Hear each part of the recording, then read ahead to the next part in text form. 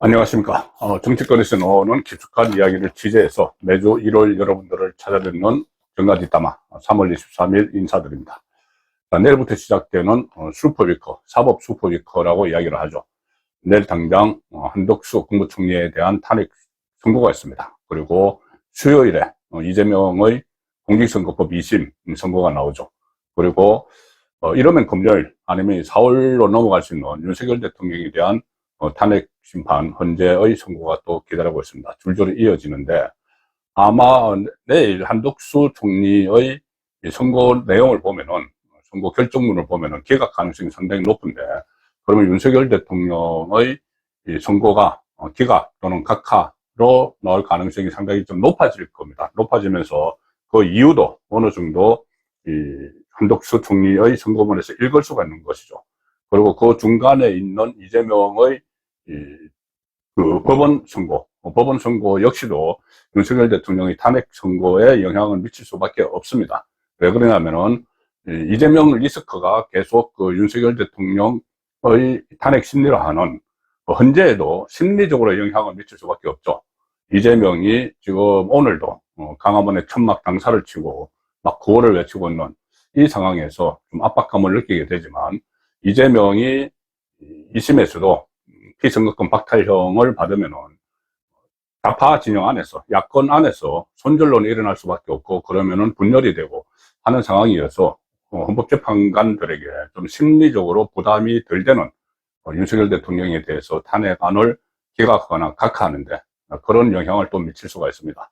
여러 가지 다양한 변수들이 있는데, 오늘은 제가 여의도 정가에서 나오는 이야기들 중에서 윤석열 대통령에 대한 탄핵안이 초기에 비해서 훨씬 더 몇 배 더 기각이나 각하로 갈 가능성이 높아졌습니다. 특히 그전에는 인용 아니면 기각 이렇게 됐는데 각하라는 제3의 변수가 생겼죠. 새로운 옵션이 생겨서 기각 아니면 각하 이렇게 되니까 그 둘을 합하면은 그 가능성이 인용보다는 훨씬 지금 높아지고 있는 그런 상황인데, 좀 여의도 정가에서 왜 각하 또는 기각 가능성을 높여보느냐, 그 문제를 오늘 몇 가지 징후들, 조짐들, 최근에 특히 발생한 조짐들을 중심으로 기각 또는 각하 징후를 정리를 한번 해보려고 합니다. 크게 보면 한 5가지의 기각, 각하 징후가 있는데, 첫 번째는 윤석열 대통령이 지금 구속 취소가 돼서 기환을 했죠. 한남동 간저로 기각을 했는데, 당초 뭐 간접정치 이야기가 나왔지만 예상 밖으로 차분하다. 반면에 이재명은 뭔가 초조해서 계속 도발을 하고 있다. 이것은 분위기를 보면은 현재의 분위기가 어느 정도인데 파악이 된 결과다, 이렇게 내다볼 수가 있습니다. 그것 하나, 징후, 기각 또는 각하로 가는 징후, 그거 하나가 있고, 또 하나는 선거 순서가 황금 순서다. 아주 최상의 순서가 나왔다. 한덕수, 이재명, 윤석열 대통령. 자, 이것 하나도 기각 또는 각하로 하는 징후가 됩니다. 그리고 세 번째는 최근에 김성훈 경호처 타장, 그리고 이장호 경호본부장이 영장이 기각됐죠. 구속영장이 기각됐는데, 이것 역시도 공수처의 수사권 문제와 관련이 있기 때문에 이것도 긍정적인 시그널이 되고 있다.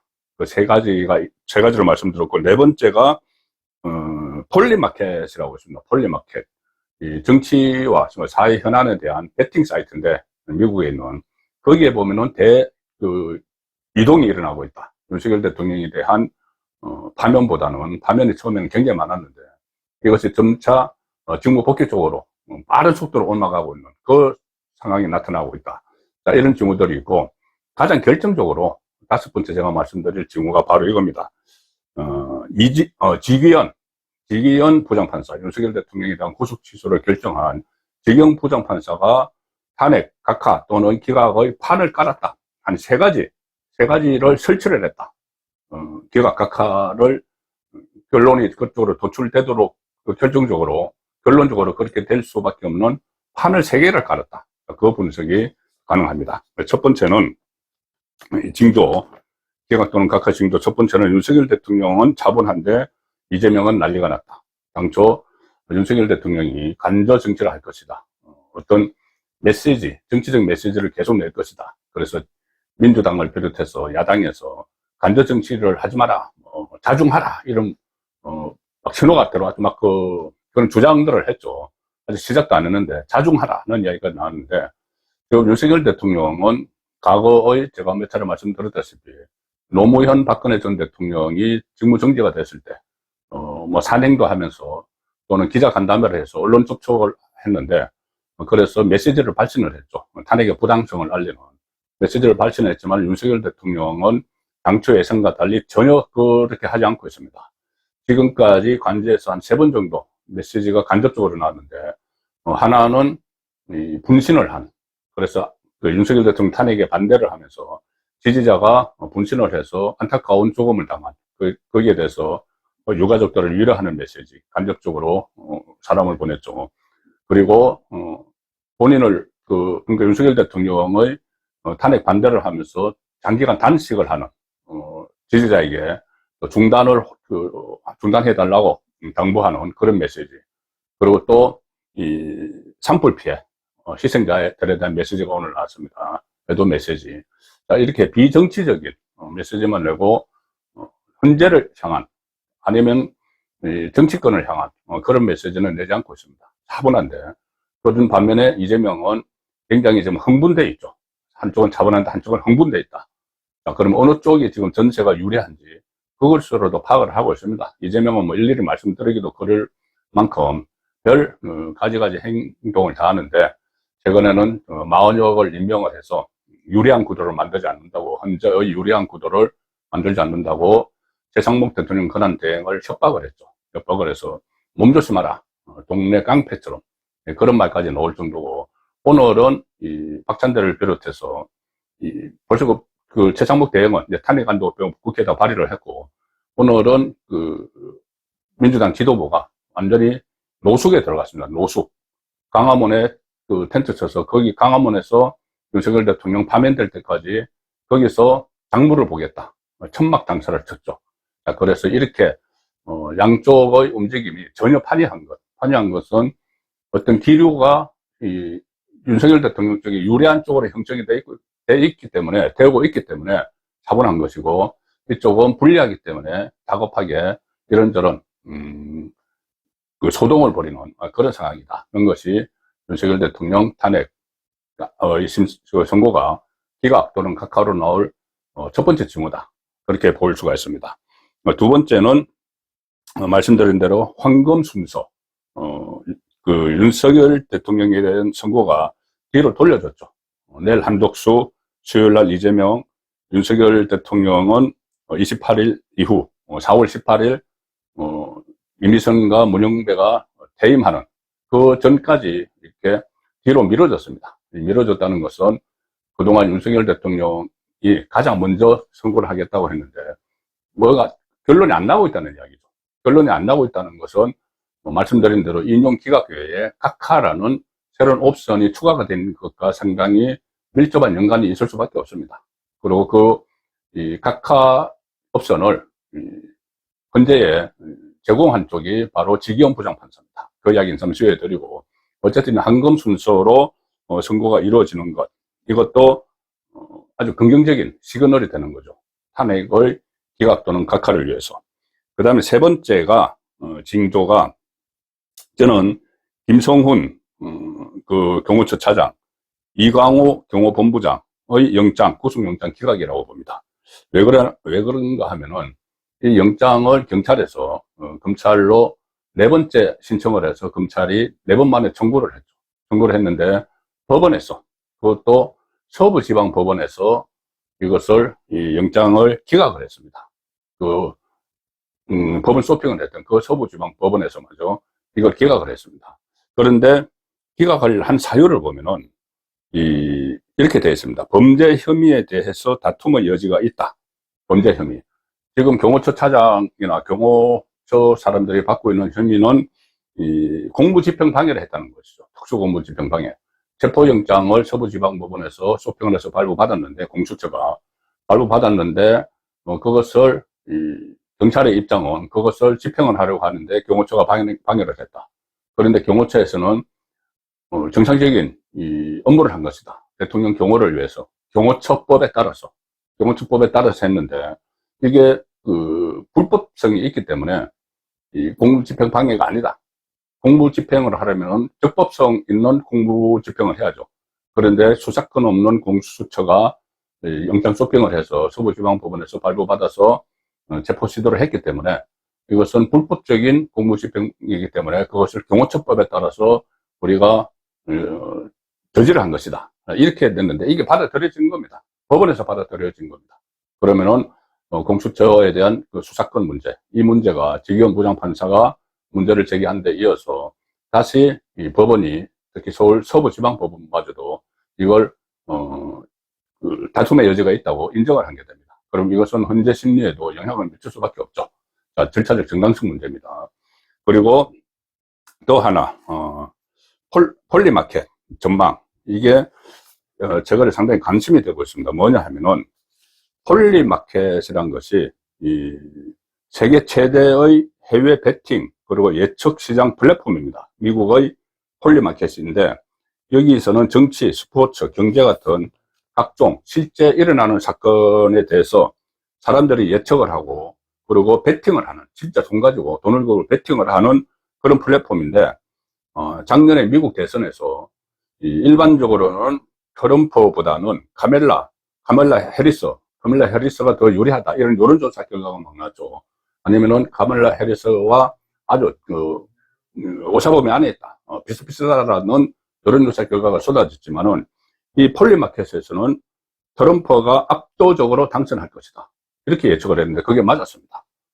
그만큼 일반 여론조사보다 이렇게 일종의 베팅을 하는 도박 사이트 비슷하죠. 베팅을 하는 것은 자기 돈을 내고 하기 때문에 여러 가지, 그냥 단순히 대답을 하는 것이 아니고 여론조사처럼 여러 가지 자기가 들었던 정보를 파악을 하고 또 찾아가서 정보를 검색을 하고 여론조사도 다 살펴보고 어떤 그 개인의 그 전망까지 다 담아서 돈을 끌고 베팅을 하기 때문에 이게 오히려 더 일반 여론조사보다 정확성이 더 높다는 이야기죠. 그런 사례가 이제 그 트럼프 당선을 예측한 건데, 여기에 올라온 폴리마켓에 올라온 윤석열 대통령의 현재 탄핵 인용 여부 전망에 지금 전가의 관심도 쏠리고 있습니다. 여기에 보면은 질문이 이겁니다. 윤석열 대통령이 2025년 3월 31일 전에 탄핵 인용으로 대통령직을 상실할 것인가? 자, 탄핵이 인용됐을 때 대통령직을 상실할 것인가? 상실할 것이다 하면은 yes입니다. 상실을 안 할 것이다, 그러니까는 기각이나 각하가 될 것이다는 no입니다. 상실할 것이다, 인용될 것이다인데 3월 초까지만 해도 윤석열 대통령의 조기 퇴진 가능성에 베팅이 집중됐는데 이달 중순 들어서 갑자기 흐름이 바뀌고 있다. 자, 이달 중순이면 윤석열 대통령이 석방된 것이 3월 8일이죠. 그 이후부터 이 흐름이 바뀌고 있다는 겁니다. 플랫폼 데이터를 보면은 한때 퇴진할 것인가 해서 yes, 퇴진 예상이 84%까지 지수가 있었다. 84%. 돈을 걸고 베팅하는 사람이, 윤석열 대통령은 3월 30일 전에 퇴진할 거야. 그러니까 탄핵이 인용될 거야죠. 그게 84%까지 치솟아 올랐었는데 이 비율이 3월 중순부터 갑자기 떨어져서 3월 20일 현재 32%까지 급락을 했다. 퇴진 가능성에 베팅을 한 것이 원래 84%였는데 지금 32%까지 떨어졌고, 그 대신에 대통령직을 유지할 것이다. 그러니까는 3월 30일까지 퇴진할 것인가? No! 유지할 것이다. 는 비율이 현재 68%까지 치솟아 있다. 그래서, 여기서도, 물론 미국에서 하는 사이트지만 한국 사람들도 많이 들어가서 할 겁니다. 그런데 이 사이트조차도 전망치가 급격히 바뀌고 있고 지금도 계속 바뀌고 있다는 이야기입니다. 3월 20일 기준 폴리마켓에서 윤 대통령 탄핵 관련 베팅 총액이 무려 1,900만 달러가 넘습니다. 280억 원. 그래서 돈 걸고 베팅을 하기 때문에 모든 정보와 언론 보도, 여론조사 이런 것을 바탕으로 해서 베팅을 하는데 거기서 윤석열 대통령 귀환, 그러니까 업무 복귀, 직무 복귀 가능성이 훨씬 지금 높아졌다는 것도 긍정적인 시그널이죠. 전체 이제 여론의 흐름과 밀접한 관련이 있기 때문에 더 정확한 여론의 흐름이라고 볼 수가 있습니다. 돈을 내고 베팅을 하기 때문에. 그리고 마지막으로 다섯 번째, 이것이 가장 중요한 시그널이다. 정부에 복귀할 수 있는 기각이나 각하 결정을 받아서 뭐냐면은 지기현 부장판사의 기각 판깔기가 있었다. 기각 판깔기. 지기현 부장판사는 법원 판사인데 현재의 재판관들은 판사들 중에서도 고참이죠. 그런데 고참 선배 판사들에게 특히 지기현 부장판사도 국제인권법연구회 출신이죠. 좌파 성향 판사들의 모임인데 그런 성향이 있지만 이것을 법리 그리고 법관의 양심에 따라서 하니까 윤석열 대통령에 대한 구속 취소를 했습니다. 구속 취소를 했고 같은 우리법연구회나 인권법연구회 출신인 그 헌법재판관들에 대해서도 일종의 후배 법관이지만은 가이드라인 비슷한 것을 준 결과가 됐습니다. 그 위에는 뭐 문형배나 이미선이나 정계선 이쪽에 그게 뭐냐면은 한 세 가지 정도를 설치를 했다고 보는데 하나는 계속 이야기가 나오는 절차적 정당성이죠. 절차적 정당성. 그래서 공수처의 윤석열 대통령에 대한 수사권이 없기 때문에 나중에 큰 후폭풍이 일어날 수 있다. 그래서 불구수 상태에서 재판을 해야 된다는 이야기를 했죠. 그렇기 때문에 공수처 수사권 문제도 그렇고 헌법재판소의 절차적 정당성을 갖춰라는 메시지를 준 겁니다. 그래서 이렇게 지금 뒤로 늦어지는 큰 이유가 되고 있는 것이죠. 그 문제, 절차적 정당성 문제는 일단 첫 번째는 공수처 수사권이 있는지 없는지를 분명히 봐야 된다는 것이고 또 하나는 그 홍장원 메모, 홍장원의 뭐 정치인 체포 지시 메모 이것이 오염되고 변질될 가능성 이것도 다시 좀 살펴야 되는 새로운 이슈가 돼 있고 또 그 각종건의 국회의원들 끌어내 이것도 지금 협박에 의한 거다는 내란죄로 엮겠다 뭐 이런 문제들도 제기가 됐기 때문에 그걸 헌재가 지금 다시 다 들여다봐야 된다. 그리고 그동안 윤석열 대통령에 대해서 발언권도 제한을 하고 속전속결로 초식에 갖다 놓고 시간 내고 이런 문제들도 지기현 부장판사의 절차적 정당성 문제 제기로 인해서 우파 재판관들이 이것을 평의 과정에서 적극적으로 제기를 하고 있을 가능성이 높다. 이런 말들도 계속 나오고 있습니다. 그 절차적 정당성이 하나 있고 하나는 이런 부분이 있습니다. 지기현 판사가 윤석열 대통령을 일단 먼저 석방을 했기 때문에 헌재에서도 윤석열 대통령에 대한 직무 복귀를 결정할 그 명분이 많이 생겼습니다. 무슨 말씀이냐면 가령 예를 들어서 여전히 윤석열 대통령이 구속 상태에 있다고 하면은 헌재에서 기각이나 각하를 내려서 직무 복귀 결정을 내려도 사실상 직무 복귀를 못하죠. 구치소에 있기 때문에. 그럼 그때부터 다시 직무 복귀를 해야 되니까는 어떻게 보석을 해달라 이 신청을 해야 되고 또 새로운 절차를 밟고 해야 되는 과정이었습니다. 근데 지금은 선제적으로 구속 취소를 했기 때문에 지금 직무 복귀를 바로 할 수가 있죠. 구치소에 있는 몸이 아니기 때문에 한남동 간지에 있으니까는 헌재가 결론 내리는 딱 그 시간에 바로 용산 대통령실로 출근을 해서 바로 직무를 시작을 할 수가 있습니다. 그러니까 그런 토대를 깔은 것도 지기현 부장판사고 그 판결에 의해서 구속 취소 판결에 의해서 헌법재판관들이 국정 안정화 이야기를 많이 하죠. 국정 안정화를 위해서 바로 직무에 복귀를 시킬 수가 있다.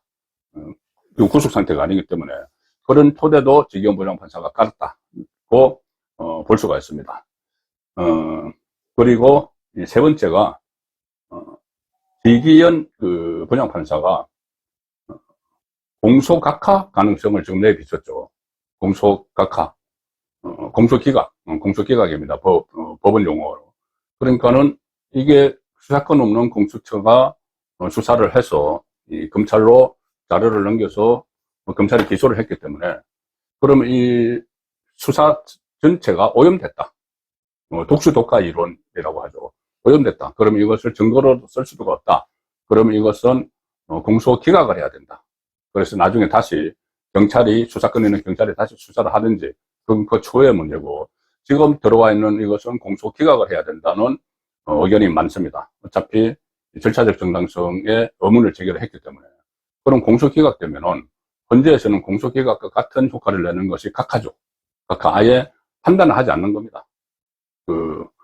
이 법원에서는 유죄냐 무죄냐 판단을 하지 않는 것이고, 이 헌법재판소에서는 기각이냐 인용이냐 판단을 하지 않는 것이죠.